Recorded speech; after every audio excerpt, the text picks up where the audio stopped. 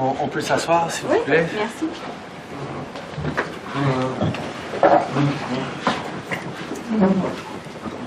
Oui. Alors, merci à tous d'être ici. C'est vraiment un plaisir de vous voir. Je sais et nous savons que vos agendas sont bien garnis, mais notre objectif aujourd'hui, c'est de pouvoir avoir une bonne conversation sur Haïti, qui est certainement un pays important pour le Canada. Et notre politique d'affaires étrangères est certainement d'avoir la main tendue vers Haïti présentement. Alors, merci Jean-Victor d'être ici au nom de ton pays. Et après vous, M. le Premier ministre. Merci beaucoup, Mélanie. Merci pour tout le travail que tu fais pour bien représenter le Canada dans le monde, mais aussi pour rassembler des conversations extrêmement importantes comme celle-ci.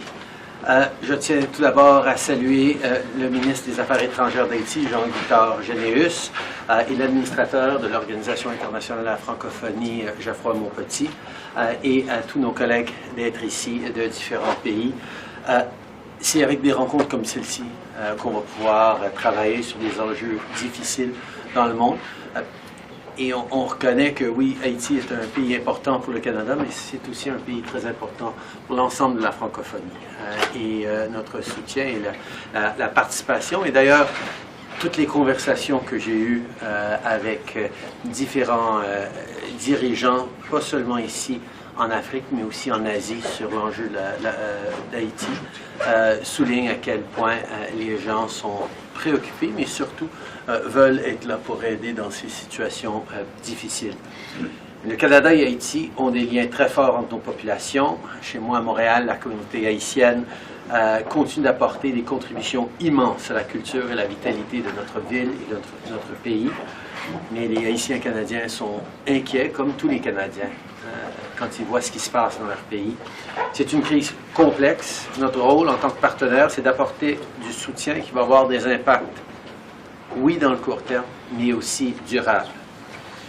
Donc, c'est pour ça qu'au centre de tout ce qu'on fait, c'est un désir de garder les Haïtiens eux-mêmes au centre de tout ce qu'on pourrait apporter. Ça fait plusieurs années, et même dans certains cas des décennies, que les pays amis d'Haïti sont présents pour aider, pour épauler, pour avancer, pour permettre à Haïti de continuer à s'épanouir.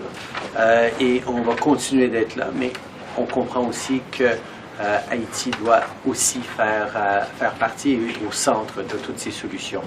Je salue donc le leadership des Nations Unies, de la Communauté des Caraïbes et de l'Organisation internationale de la francophonie pour aider Haïti.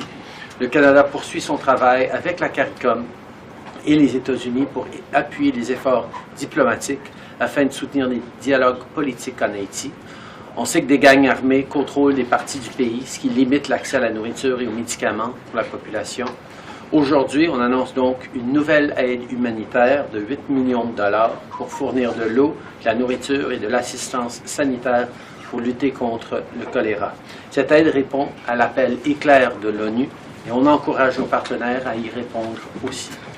Évidemment, pour améliorer la situation, il faut travailler pour rendre Haïti plus sécuritaire. C'est pour ça qu'on va fournir des fonds de 5 millions de dollars à l'Office des Nations Unies contre la drogue et le crime pour aider Haïti à combattre la corruption et les activités illégales qui ravagent le pays. Et on va prolonger notre soutien à Avocats sans frontières jusqu'à mars 2024 pour renforcer l'accès à la justice en Haïti. Cette aide s'ajoute aux investissements qu'on a déjà annoncés dans les derniers mois.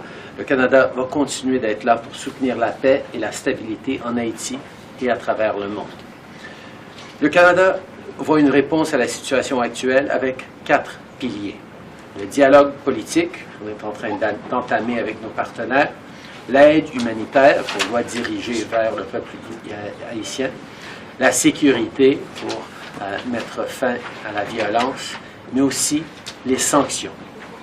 Hier, la ministre Joly a annoncé des sanctions de plus et aujourd'hui, j'annonce que le Canada va imposer encore des sanctions supplémentaires en réponse aux élites politiques qui soutiennent ces gangs armés. Ces sanctions visent un ancien président haïtien et 2 anciens premiers ministres. Les Haïtiens sanctionnés qui ont des actifs au Canada vont voir leurs actifs gelés. Whether it's with humanitarian aid, support for security, or sanctions, we call on all our partners to do their part to help.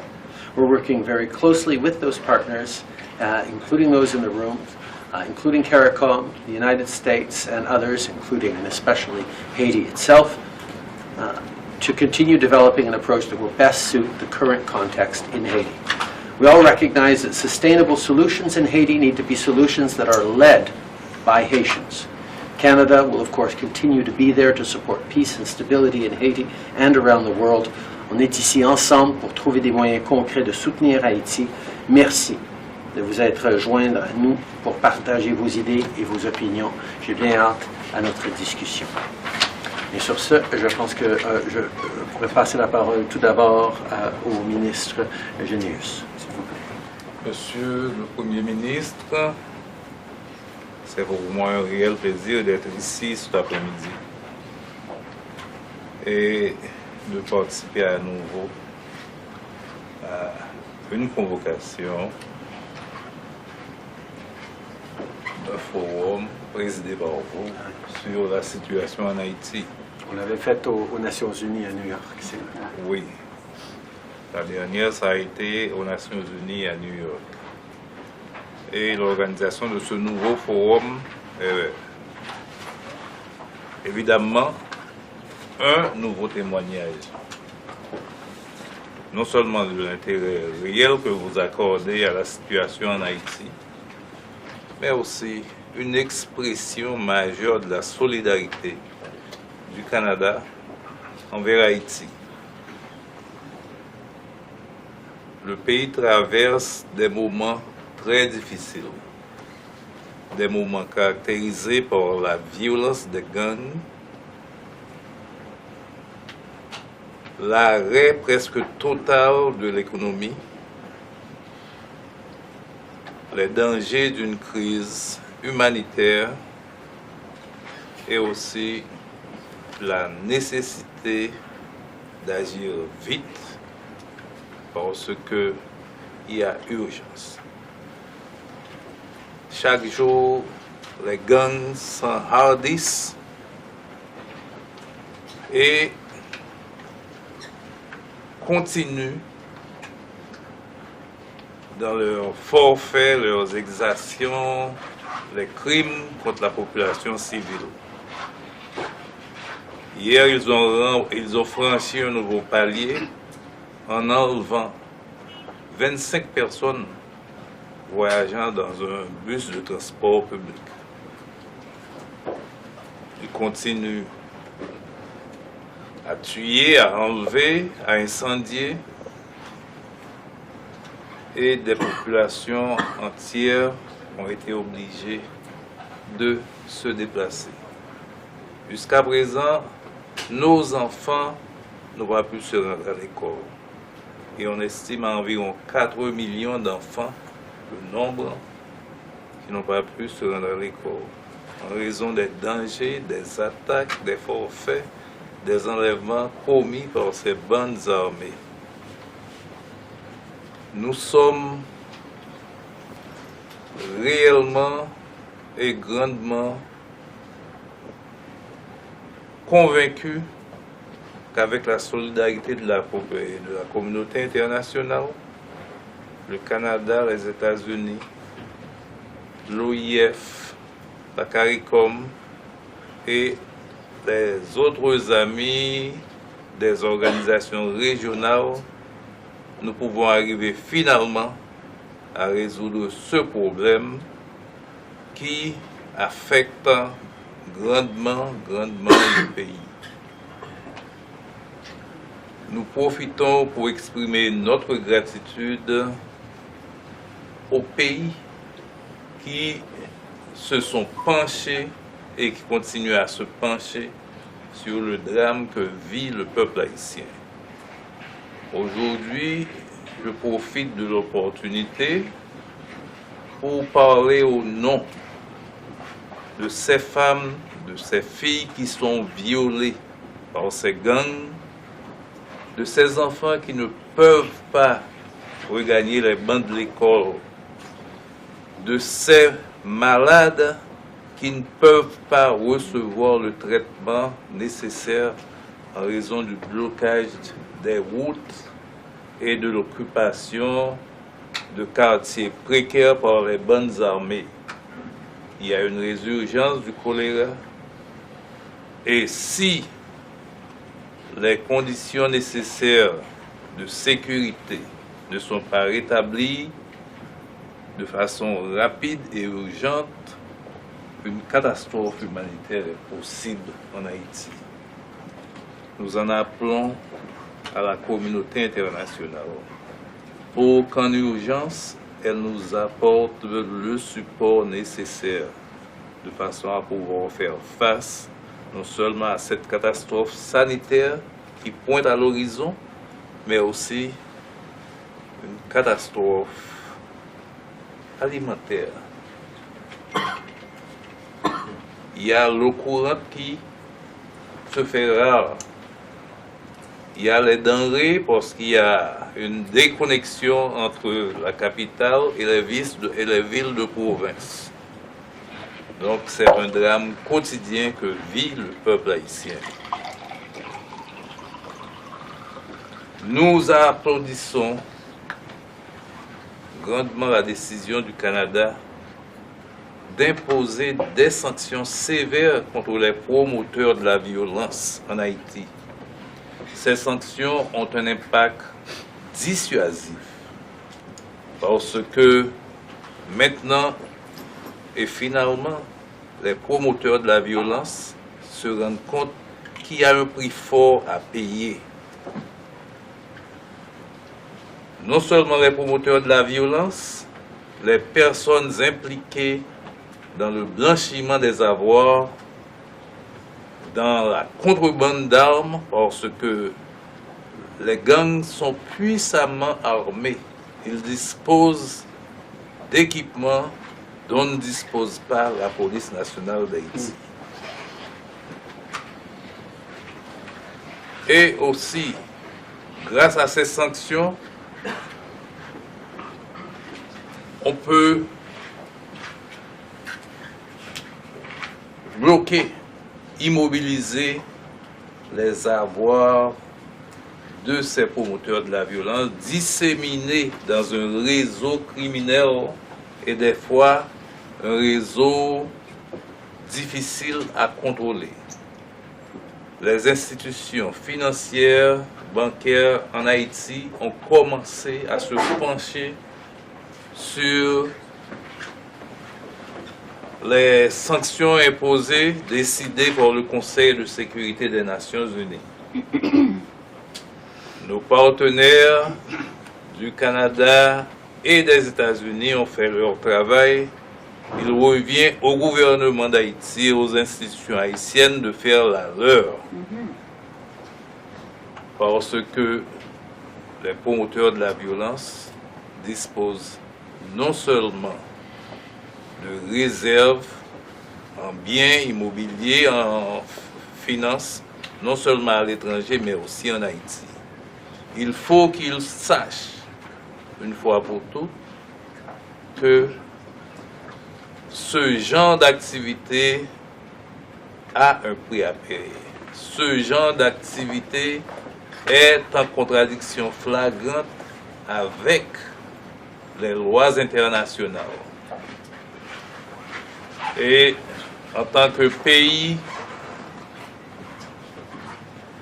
très très jaloux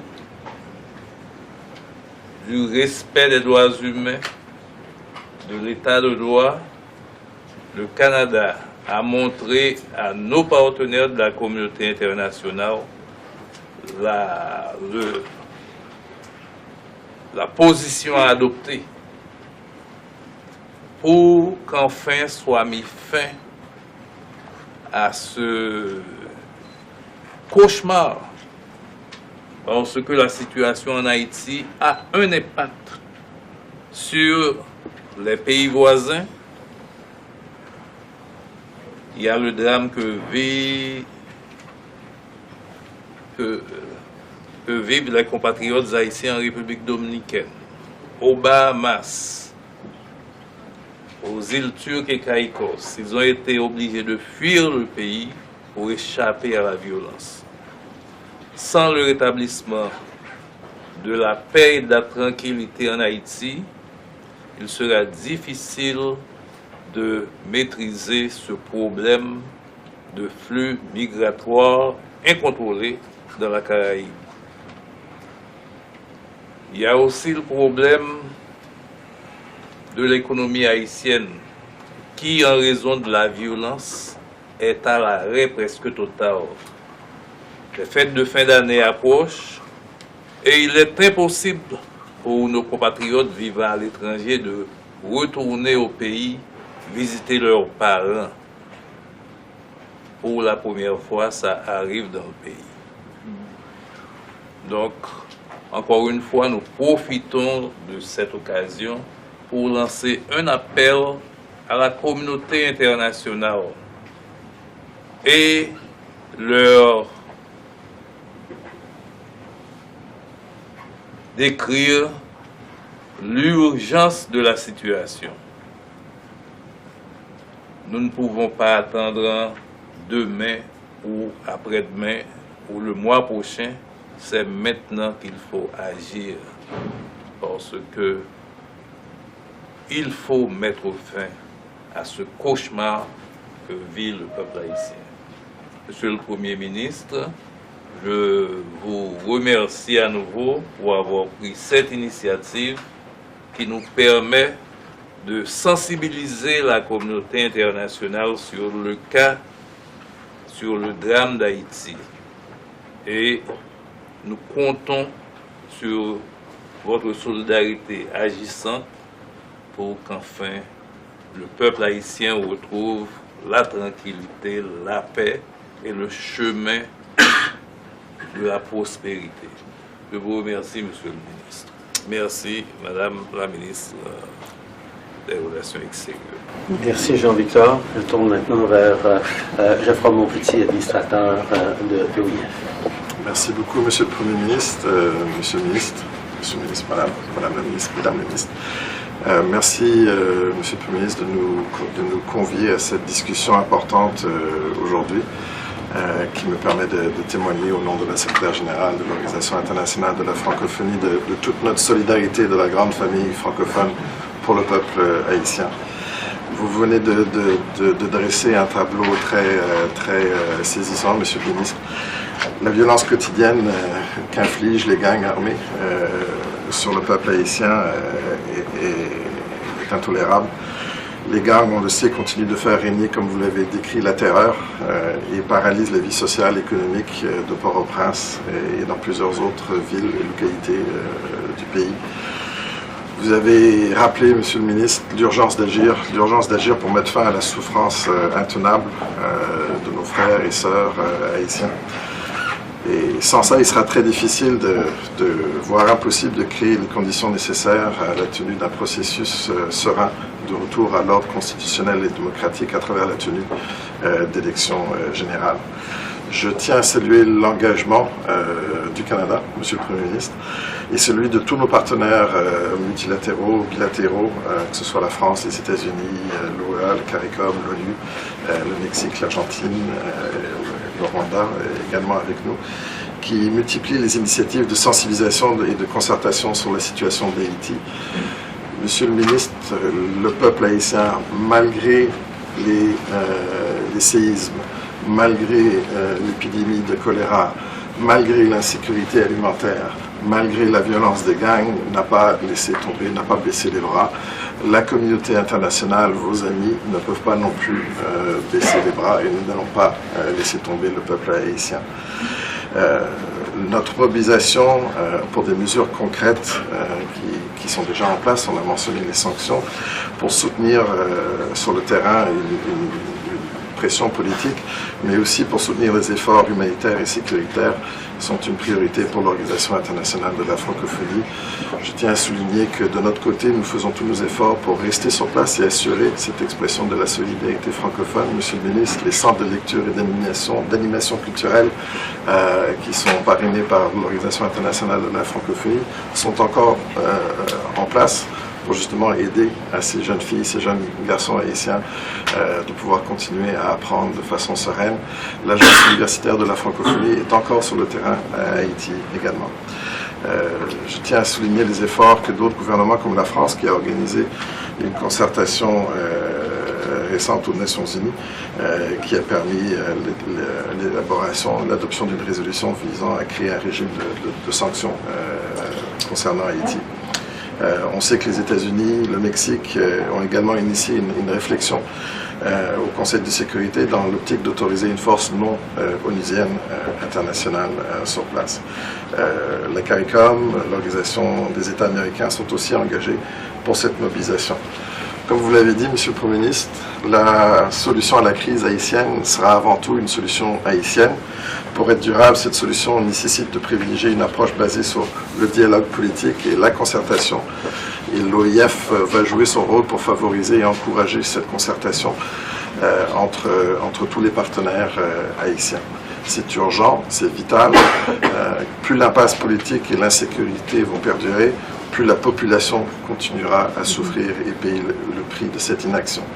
Mais toutes les parties prenantes, au gouvernement, toute la classe politique, tous les partis d'opposition, la société civile, doivent faire preuve de compromis et s'engager dans cette voie avec beaucoup plus de volontarisme. Il en va de l'intérêt supérieur du peuple haïtien. L'OIF, comme j'ai dit, pour sa part, va continuer à contribuer à sa pleine solidarité de la grande famille francophone au peuple haïtien. L'OIF est prête à s'impliquer dans la recherche d'une solution à la crise actuelle. La secrétaire générale s'est entretenue plusieurs fois avec les autorités haïtiennes. Elle a aussi entrepris depuis avril dernier des consultations auprès de certains de nos partenaires, dont le Canada, dans le but d'explorer de manière concertée des voies de solution à cette crise. Nous réitérons notre engagement à continuer à être solidaires du peuple haïtien et de tous ses partenaires. Nous vous remercions beaucoup pour cette activité, cette rencontre, Monsieur le Premier ministre. Et encore une fois, la secrétaire générale continue et entend continuer à jouer un rôle sorti de cette crise. Merci. Merci. Merci à nos amis des médias.